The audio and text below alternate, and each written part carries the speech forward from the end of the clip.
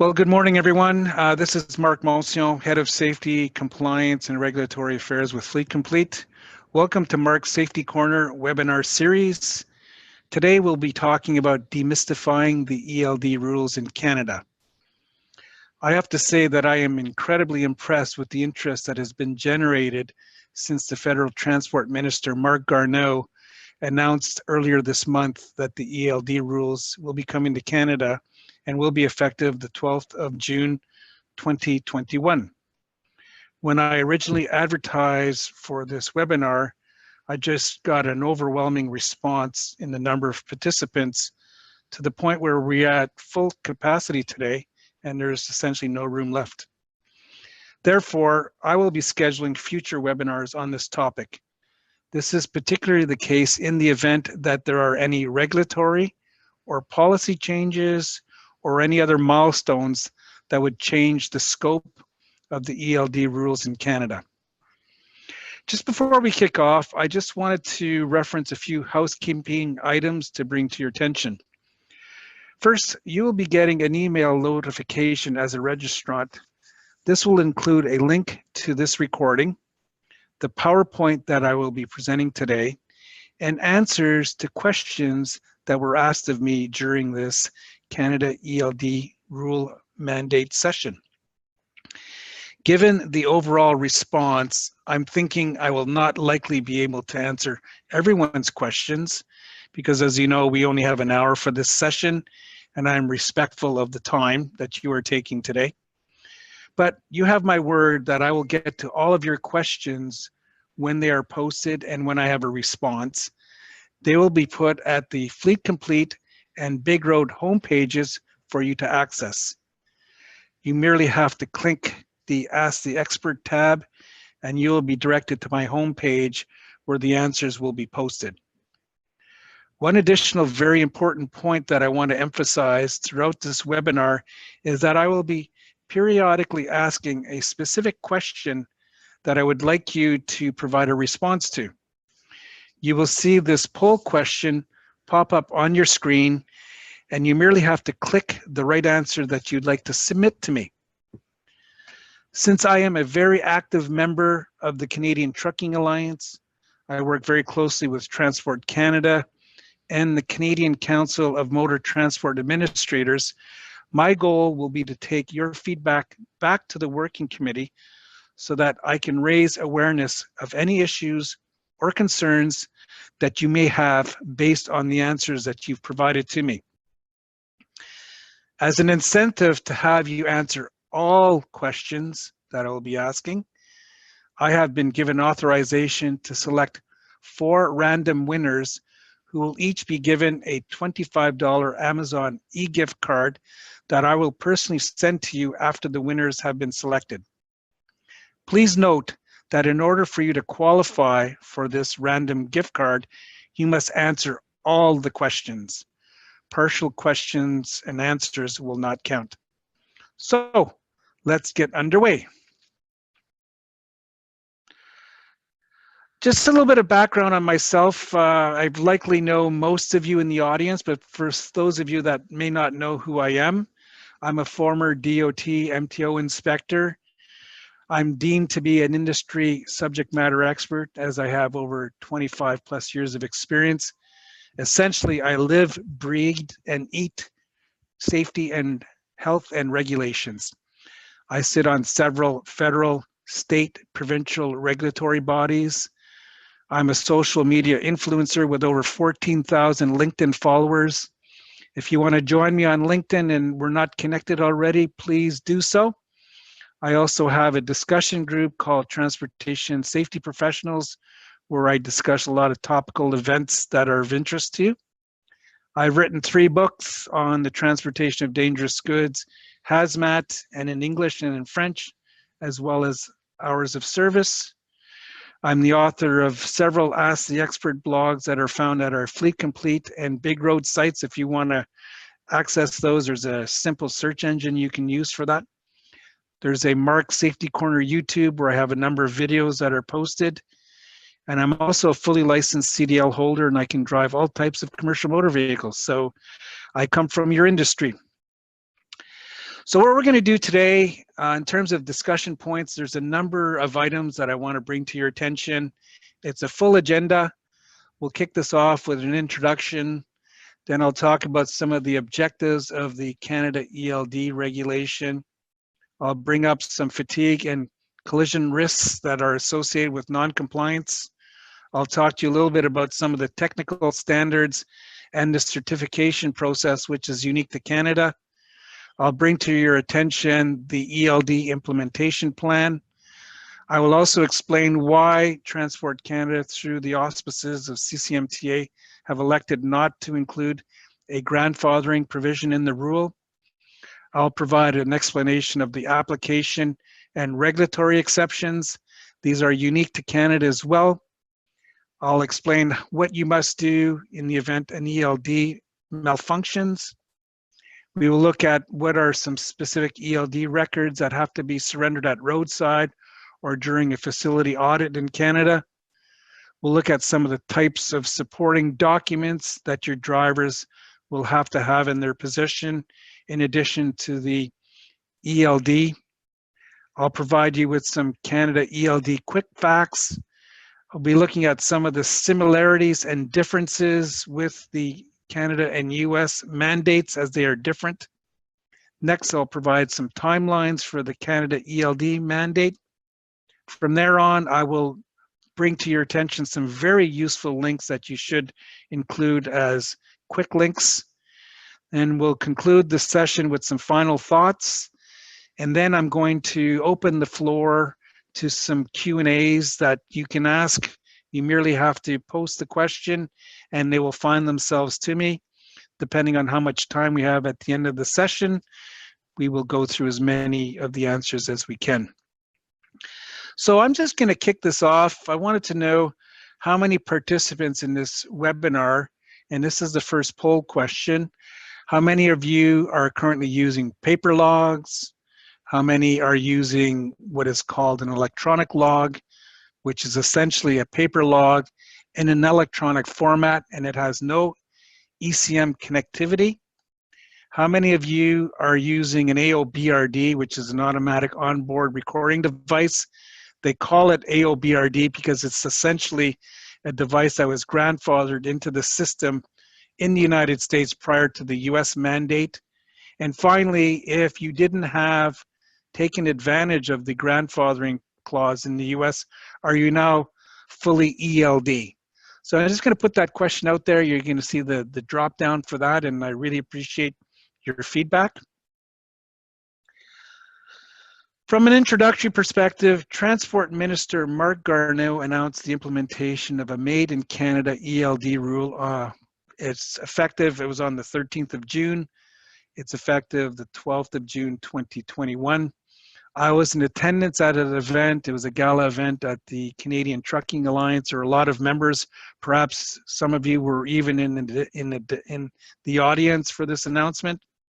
So essentially all drivers of commercial motor vehicles that are currently required to maintain a paper log in Canada will need a third-party certified ELD by June 12, 2021. Moving on now to what are the objectives of the Canada ELD regulation. Essentially, Transport Canada acknowledged the fact that ELD was in fact the future. Many of you in the audience have been using electronic devices and have done so as a best practice in the absence of regulation. So for you, really no differences there. Transport Canada also recognized the benefits of ELD and supported a mandate that would be harmonized to the extent possible with the US rule. Of course, there are some unique Made in Canada requirements to the ELD, and I will be going through that in the slides. Next, the ELD deployment by commercial motor vehicle operators will increase safety and accountability in trucking. This is clearly a big win given that the gray matter with the opportunity to be creative with logs is greatly reduced with ELD technology. Everyone will also be playing by the same rules.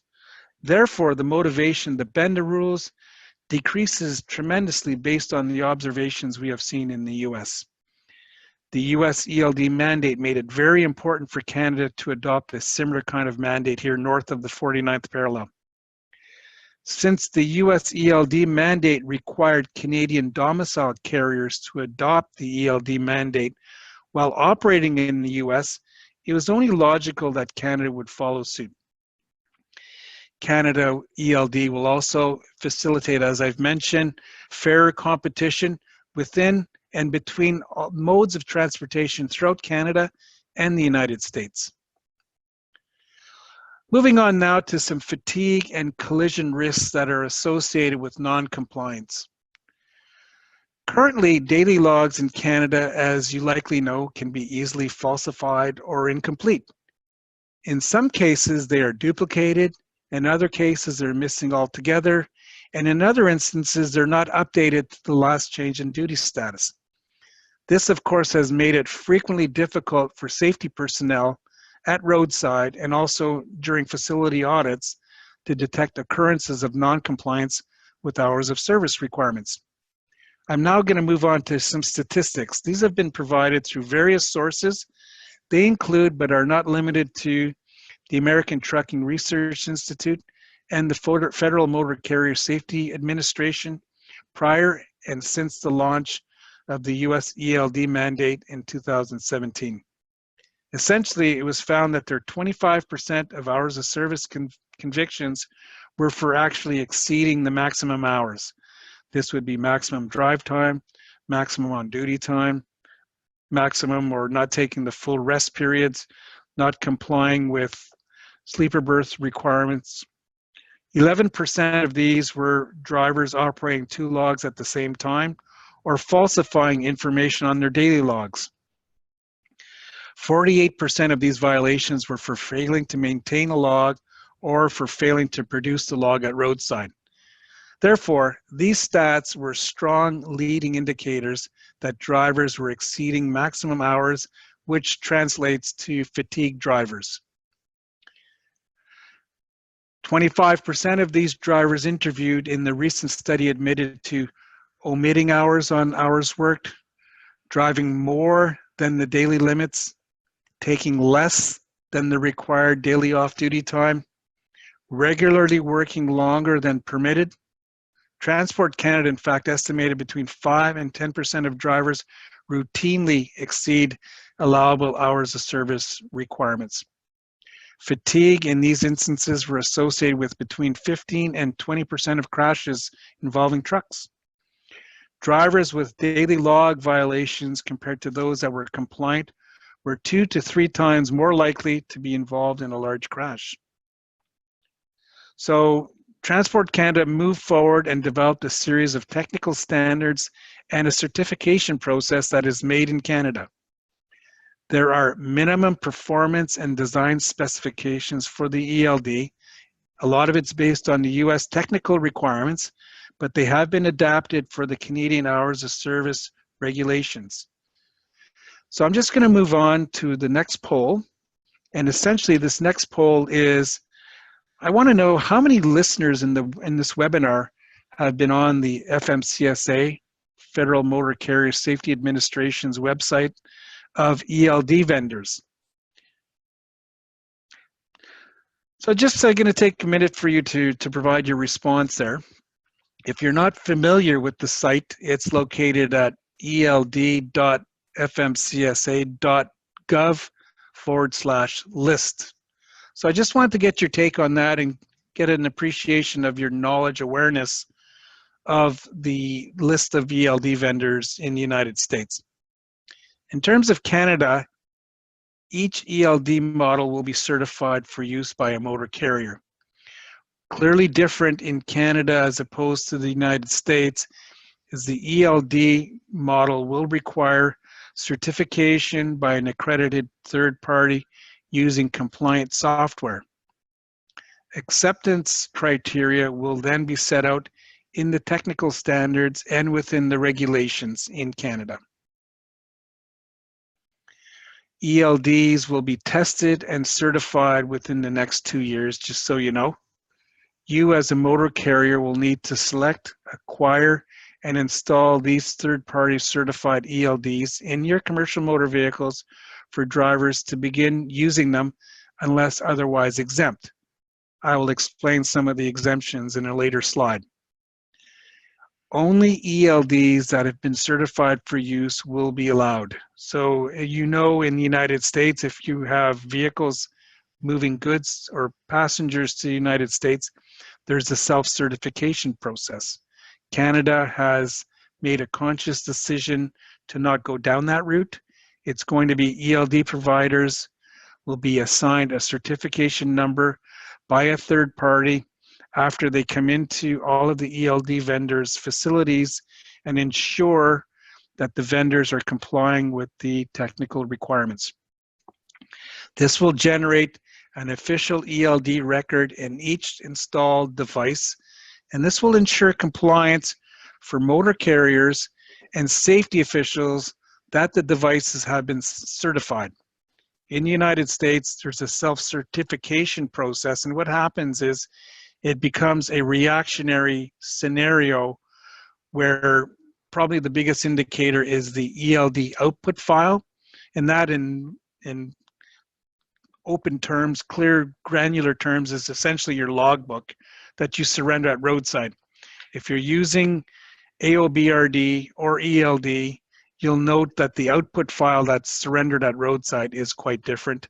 And that's what officers have been using in the United States to take steps to decertify vendors that do not comply with the rulemaking in the US.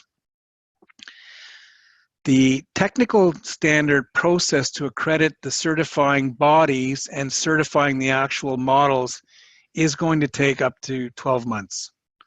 Transport Canada will maintain on their website, much like in the United States with FMCSA, a list of ELD providers and certified devices that can be used to confirm the certification.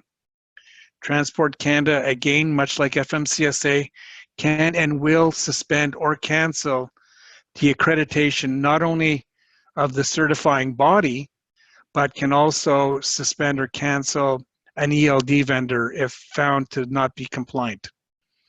You will note that there is a link that I have included to the technical standards, and it's at the very end of this webinar. Let's now move on to the ELD Implementation Plan. As I said, it's going to be a 24-month phase-in period with the launch date of June 12, 2021.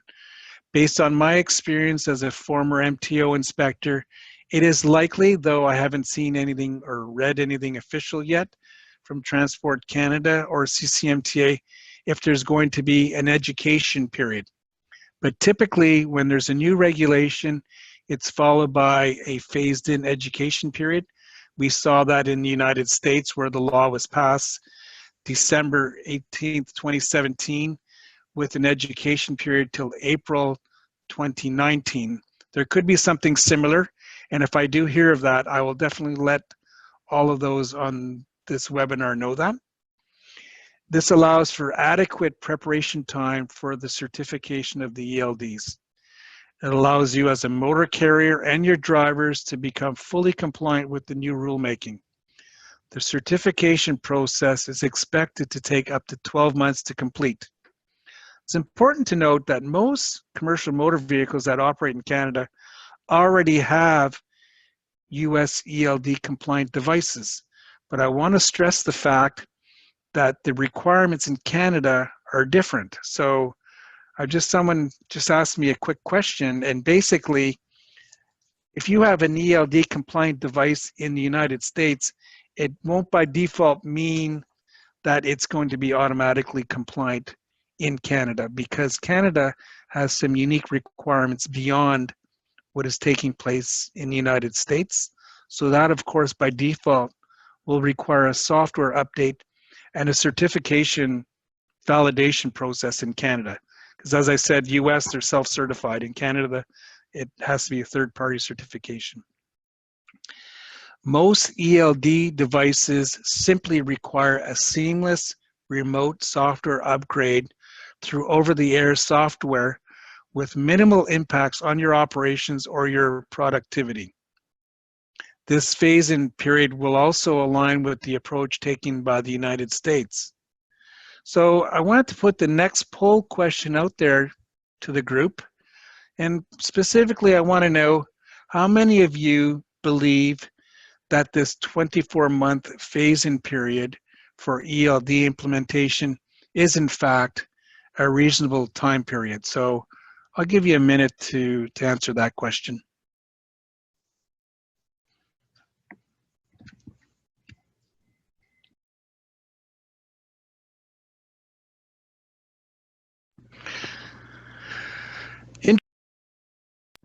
Interestingly, I'm just looking at the poll now, and 91% of you believe that this phase-in timeline is in fact reasonable. So that's very interesting. The next thing I want to bring to your attention is the fact that the provinces and the territories will have additional time to train their safety personnel, develop their internal enforcement policies, and also consider adoption of their own provincial territorial ELD mandates for intra-provincial motor carriers, since this category of motor carriers are not currently captured in the Canadian ELD rules. So I wanted to be very clear on that because there may be a bit of confusion. This rule is a federal rule. It has been proclaimed by Transport Canada federally. Of course, the provinces have the enforcement responsibilities and they need to be signatories to the regulation as well. So just so you know that. Next thing I want to talk to you about is the grandfathering period. And essentially, I want to tell you there is no grandfathering period.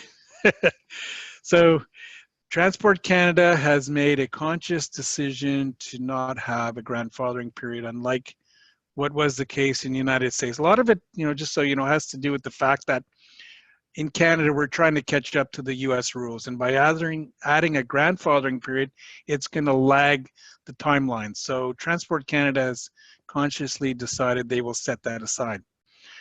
And they do so because, according to their research, about 86% of commercial motor vehicles already have either an ERD, which is the Canadian AOBRD, or the US AOBRD, or a US compliant ELD is already installed in their vehicles.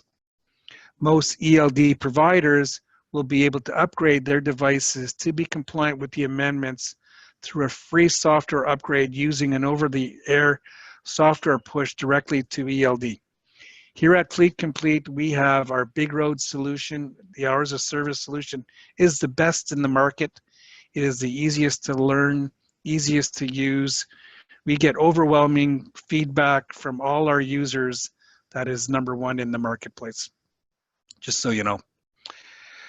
Motor carriers, you'll need little time to become compliant while avoiding the cost of a replacement device. And that is particularly the case here at Big Road.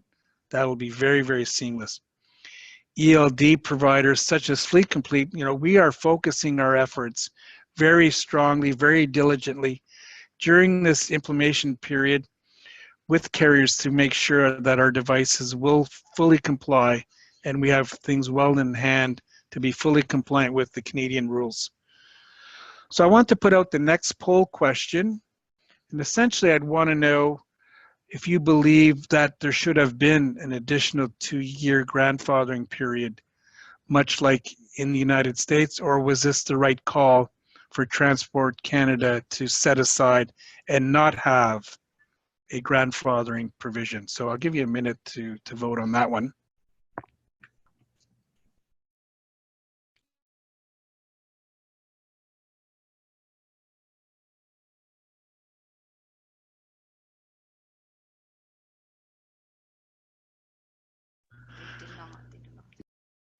So just looking at the poll, and this is also very interesting feedback, that 73% of you believe that the grandfathering provision is not necessary. So that was very interesting. I'm moving on to motor carrier exceptions now. This would be of interest to you. So these are what are the categories where you will be required as a motor carrier to either have ELD or to be exempt.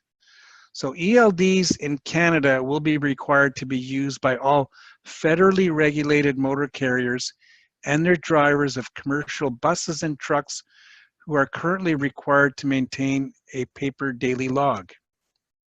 Commercial motor vehicles, in this case under regulation, is defined as a truck, a tractor, trailer, or combination of them that has a registered gross weight. So that's basically what you pay for on the permit side of your vehicle for the privilege of moving goods or passengers. The manufacturer's gross vehicle weight rating, which is essentially what is written on most driver doors on your VIN plate. You could also get this by calling your manufacturer, or if you have an actual weight in excess of 4,500 kilograms, and that is confirmed if your vehicle is weighed at an inspection station, or you could always take your vehicle to a certified private scale to confirm that as well. The next category is for our friends that move passengers. And if it's a bus that's designed and constructed to have a designated seating capacity of more than 10 persons, including the driver, if that's the case, you will be required to have ELD. So moving on to that, based on what I said, the rules have not changed. So even with the Canada ELD rule mandate, you still have the hours of service exception, which includes the 160-kilometer radius rule. And this is similar to the 100-mile short-haul radius rule in the US, but with some differences. So essentially in Canada, if the driver drives or is instructed by the motor carrier to drive a commercial motor vehicle within a radius of 160 kilometers of the home terminal, if the driver returns to the home terminal each day and begins a minimum of 8 consecutive hours of off-duty time. And this is the biggest clincher here, and this is the one that I really have a lot of discussions with short-haul radius motor carriers. Again, I'm putting my former facility auditor hat on. As a motor carrier, you are not exempt from maintaining accurate and legible records. This is why a lot of our clients here at Fleet Complete who are otherwise exempt under the 160 kilometers still subscribe to our Big Road Hours of Service solution. The reason for that is it takes the mystery out of the motor carrier's hands and makes the driver accountable for his or her records. So what that means is if I stop one of your vehicles in my former world and I ask your driver, where is he hauling to and from? If he's within the 160 radius of the home terminal, he doesn't require the logs, and in the case of Big Road, doesn't need to surrender a tablet or the phone to the officer at Roadside. But the motor carrier still has to have accurate records. It has to show for each day the cycle that drivers followed, their on-duty times, and those records and supporting documents relating for a period of 6 months after the day on which these records were recorded. So merely an officer takes the inspector hat off, leaves the driver, puts his auditor hat on, goes to the terminal and says, I just stopped Marc Moncion at the side of the road. He claimed the 160 radius exemption. You now, Mr. Motor Carrier, had better have accurate records. And I'm finding more and more instances where motor carriers do not have such records. And this is why you may want to give thought to subscribing to our Big Road Hours of Service solution in that case. Now, what I want to do here is I want to just compare the exemptions with the United States. Now, you don't have that viewed as a slide, so I'm going to talk about the main exceptions. In Canada, there's 4 main exceptions. If you're operating under an hours of service permit pursuant to the regulations by the Director of Transport Canada under these regulations, and I can tell you as a former inspector, that not very many of these permits have been issued. They have been issued in some very specific instances, and it's things whereby if you're hauling perishable goods, if you're going Canada-wide and you're moving animals and there's concern with the health and safety of animals, the Federal Director of Transport Canada has issued permits in those cases. If you are operated under a statutory exemption, and next one is new, if you are subject to a rental agreement for a term of 30 days or less, and the last one is if you have a vehicle that is manufactured before the year 2000. That means, and looking at it from the US perspective as well, if you have an engine that is manufactured before the year 2000 and you have what's called a glider kit, so in other words, you put your old engine in a new tractor, you will still qualify for the exemption, because essentially older than 2000 model vehicles, many of them do not have the technology built in to allow for ECM integration, and that's why that's happening. So I just wanted to compare it. You don't have this next slide, but I just wanted to point out how it compares to the United States with the exemptions, because they're different. In the United States, we have the short haul time card exemption that I think you're all aware of. Additionally, drivers who are not required to use ELD, but they're still required, much like in Canada, to have paper records.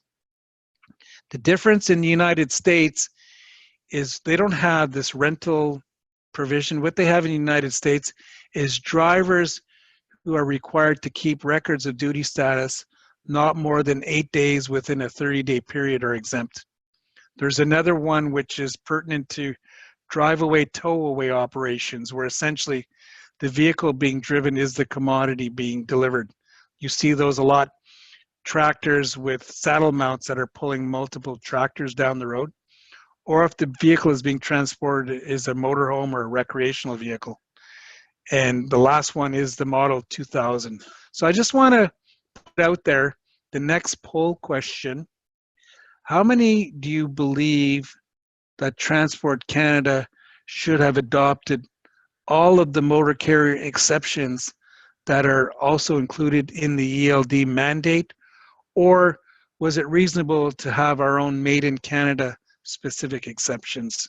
So I'll give you a minute to answer those, this next poll.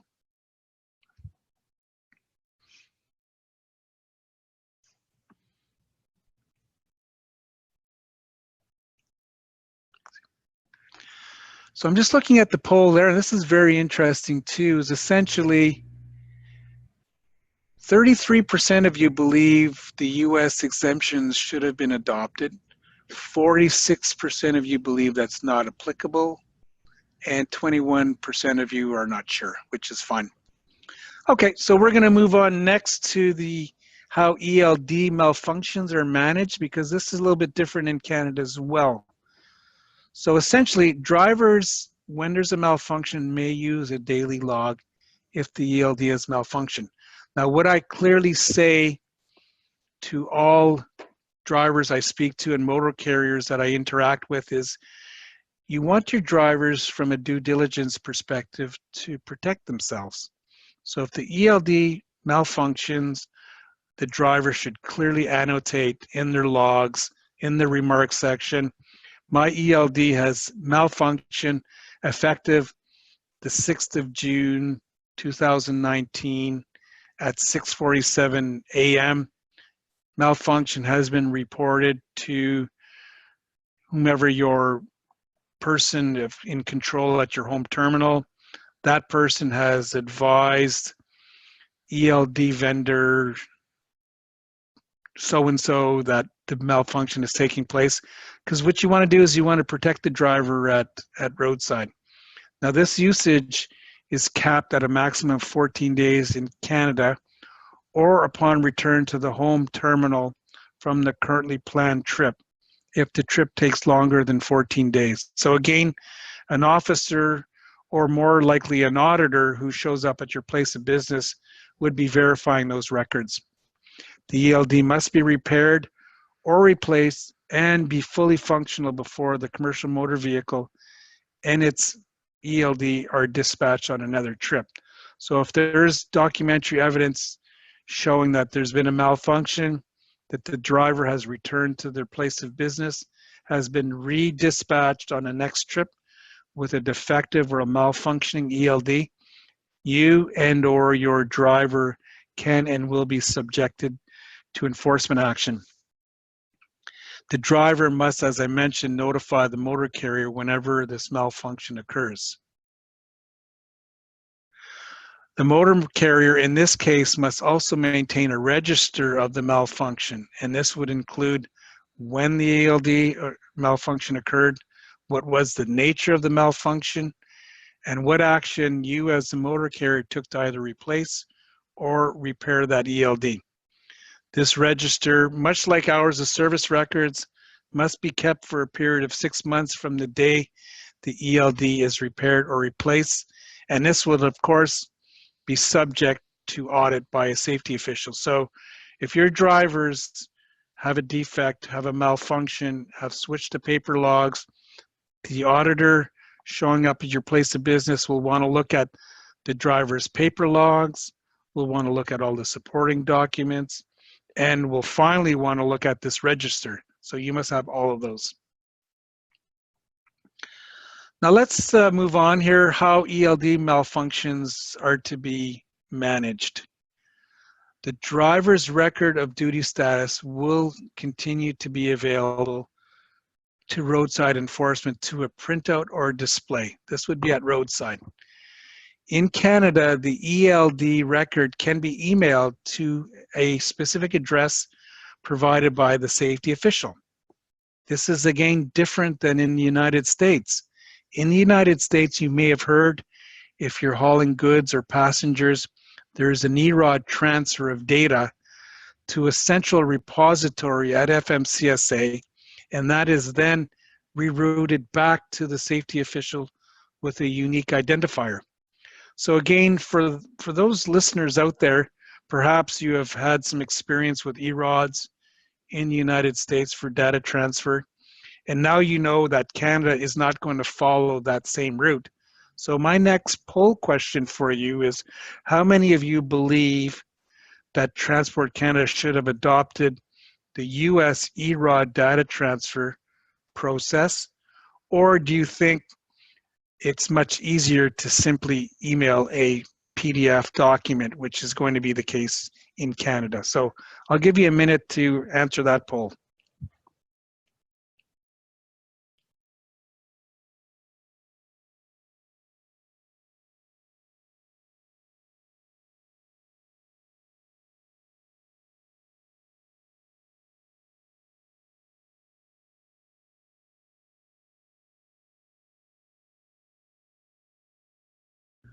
So I'm looking at the stats here, and it's very interesting again. 66% of you prefer a simple PDF, whereas 22% would prefer the US way of doing it, and 12% of you don't know. So that's fine as well. So we'll move on to the next slide. And these are the types of supporting documents that drivers will need. Drivers must forward all supporting documents generated in the course of their duties or received or prepared by the motor carrier. These, just so you know, again, as a former safety auditor, these are what we commonly refer to as time markers. These are documents that would be used by safety officials either at roadside or at time of a safety audit to confirm if your record of duty status entries are in fact accurate.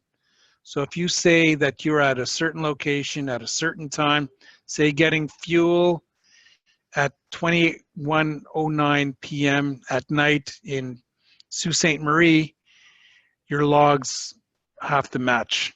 So these would include electronic mobile communication records between the driver and your motor carrier, any payroll records, settlement sheets, or other documents indicating a type of payment to a driver, any government issued document indicating a location of your commercial motor vehicle, and the most common of of course, is for border crossings. When you cross to or from Canada to the United States, or in Mexico, if you go as far as Mexico, there'll be a date stamp on that government issued document. Any reports, receipts, records, or other documentation relating to the load in question, some of which will have timestamps on them. Any bills of lading, itineraries, schedules, or other documents indicating the origin and destination of the trip. Any reports, receipts, records, or other documents relating to the servicing, repairing, conditioning, fueling, inspecting, or rentals of vehicles. Any reports, dispatch or trip records, receipts, other documents indicating the time, the date, the location of the vehicle during the trip, including the arrival and departure times. Essentially, when a safety auditor attends at your facility to conduct an audit, he or she will be asking you what type of records you are keeping.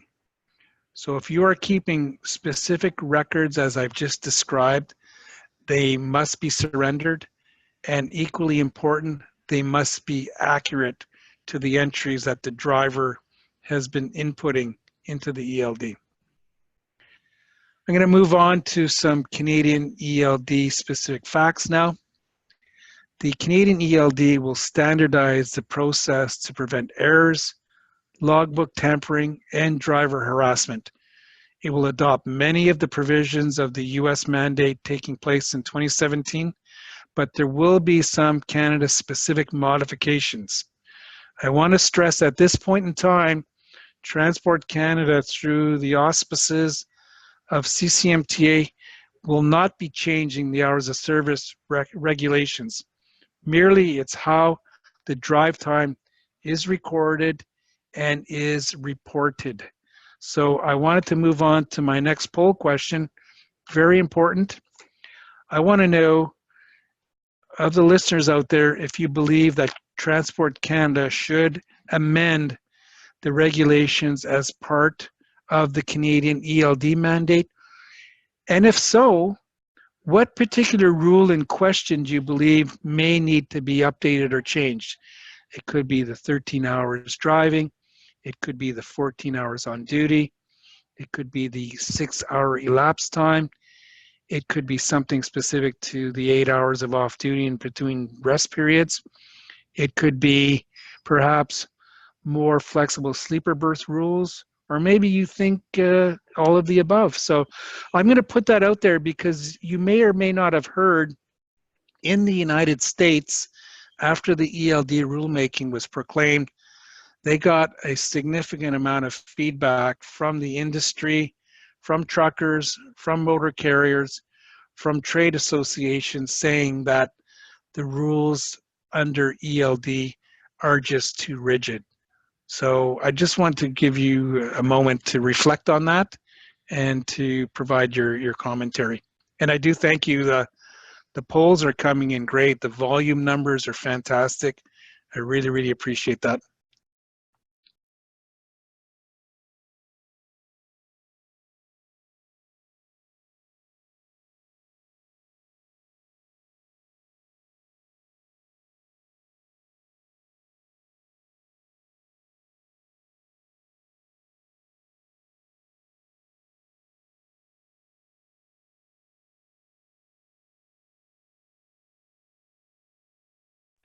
Okay, so some more interesting stats to provide you is essentially 66% of you believe there should be amendments to the Canadian rules.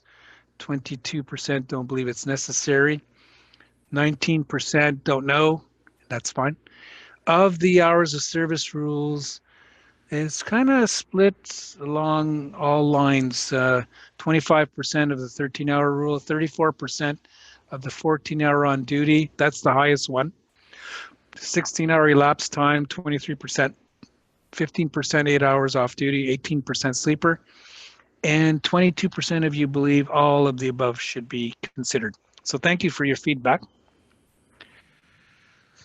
Some more tidbits about the Canadian ELD. It requires the replacing of paper logs with a regulated compliant device that connects directly to the ECM. So in other words, an electronic log, which is basically a paper log in electronic format, will not count. The new device requirements may require existing e-logging devices to be updated or replaced by the final implementation deadline. And that, of course, is June 12, 2021. If and when any changes are made, I'm going to be posting this at Marc's Safety Corner, Ask the Expert at Fleet Complete. Next, I just want to get into some of the similarities, and then we'll move on to some of the differences between Canada and the US. Essentially, drivers in other jurisdictions will find it easier to stay compliant, regardless of which side of the border they're on. But motor carriers that have drivers traveling US, Canada have to be mindful of the differences as well. Number one, data collection. The data collected by ELD under both mandates will be similar. An ELD records the drive time, the engine hours, miles driven, locations, and other data points. Information displays for roadside inspections, the documents generated by the ELDs is a standard format to be displayed both the US and in Canada. The driver controls are the same in the sense that under both mandates, the driver has control over their own entries. Fleet managers cannot edit logs without authorization and approval of drivers. The supporting documents, I did speak to that earlier on, so I'm not going to repeat them again, but you can see them there on the screen. Some of the differences, the first key difference is the transferring of data. In the United States, as I said, it's an EROD transfer. It's of the day in question when stopped and the previous 7 days.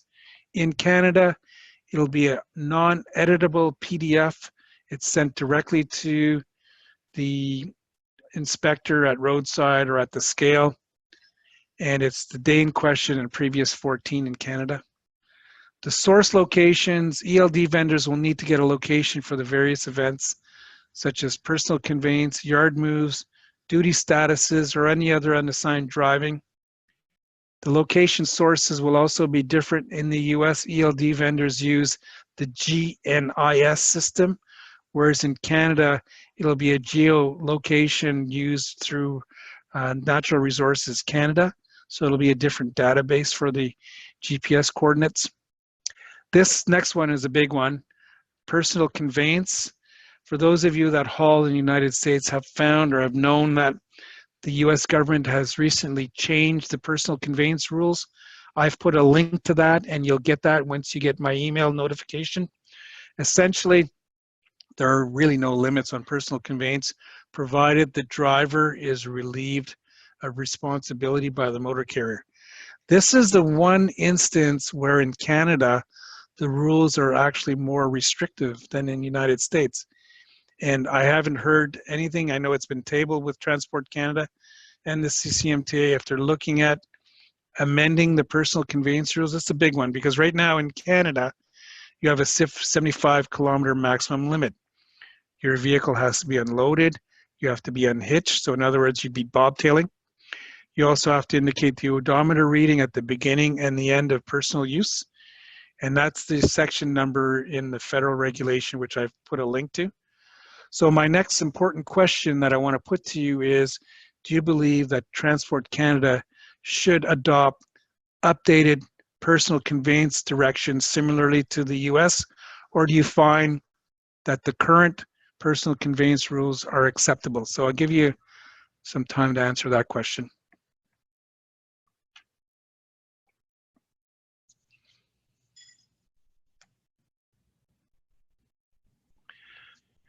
Again, there's a tremendous response back, and I really appreciate your feedback. And I'm seeing that right now, 60% of you believe that a updated personal conveyance rule should be adopted in Canada as part of this or going forward. 26% don't believe it's necessary, and 15 don't know. So thank you for that feedback. Next, we're going to look at roadside document requirements, and I think I've mentioned it. It's the current 24-hour period, so the log that the driver currently has in his or her possession, plus the previous 7 days in the US, whereas in Canada, it's the day in question and the previous 14 days. Moving on to the timelines, I think I've mentioned it more than once, but there is no grandfathering clause. So there was a public comment period, there was the published date, which is the Canada Gazette 2, and then you have the tentative compliance date, which has now been firmed up to be June 12th, 2021, or 2 years from the Canada Gazette date. I want to add for your benefit some useful links. So the first one is the current Canada regulation, SOR/2005, Canada Gazette Part 1, if you'd want to read that, December 16th, 2017. Then there's Canada Gazette 2. That is essentially the document used by Minister Garneau when he announced the federal changes to ELD. And the fourth document are the technical standards for electronic logging devices. So those are all useful links that you may want to consider having a look at. So in conclusion, the Canada ELD rule is not imposed on provincial or territorial hours of service for intra-provincial carriers that are not leaving their home jurisdictions. As you can appreciate, with the Humboldt tragedy and what's happening with issues of non-compliance with hours of service, I anticipate most, if not all, provinces and territories will move forward with a provincial, territorial specific rule. When that happens, I will be first to the queue to bring that awareness to you when each province will adopt their standards. So you want to stay tuned for this. And I want to now move on to the question and answer session. If you have any questions, you can go ahead and pose, bearing in mind we've only got 5 minutes left, and I've had just a wealth of information to share with you, and I'm seeing a whole bunch of questions coming in. So first one, as a motor carrier, how can I be sure that an ELD is in fact compliant? Well, as I said, Transport Canada will require a third-party certification of ELDs, and they will be engaging a suitable entity to manage this role. I don't know who that is at this point in time. As a former auditor, I've offered my services to Transport Canada to assist in the creation of the audit protocol for this, so stay tuned for that. The motor carrier, of course, will be responsible to utilize only a third-party certified device. So if you are hauling in the United States, you are self-certified in the US. But after June 12, 2021, unless there's a change, you will require a third-party certified device. So I've got a question about how it compares with the US rule, but I think I've cleared that up for you. So you'd be compliant, self-certified in the US, but that self-certification would not be accepted in Canada. What information is automatically recorded by an electronic logging device?